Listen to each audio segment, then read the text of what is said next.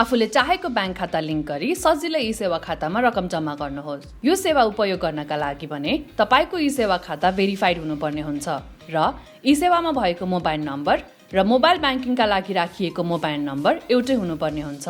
कारणवश mobile number भिन्दा छ भने eSewaमा त्यो नम्बर सेकेन्डरी आइडीका रूपमा राख्न सक्नुहुनेछ। अब ब्याङ्क खाता लिङ्क गर्नका लागि सर्वप्रथम eSewaको होम पेजमा भएको लोड मनी अप्सनमा जानुहोस्। यहाँ लिङ्क ब्याङ्क अकाउन्टमा क्लिक गर्नुहोस्।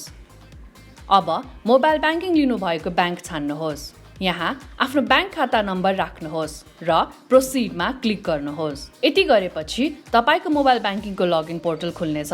यहाँ आफ्नो मोबाइल नम्बर र मोबाइल ब्याङ्किङ पासवर्ड राखी लगइनमा क्लिक गर्नुहोस्।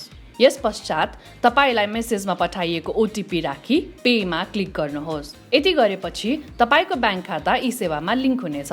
अब eSewa लोड गर्न परेमा eSewa खातामा लगइन गरी लोड मनी अप्सनमा गई आफूले लिङ्क गर्नुभएको ब्याङ्क अकाउन्टमा लोडमा क्लिक गर्नुहोस्।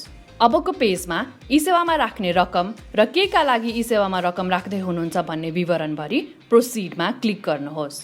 यहाँ विवरण पुनः एकपटक चेक गरी लोड फन्डमा ट्याप गर्नुहोस् र फिङ्गरप्रिन्ट वा एमपिन राख्नुहोस्। यति गरिसकेपछि तपाईको eSewa खातामा तुरुन्तै रकम जम्मा हुनेछ।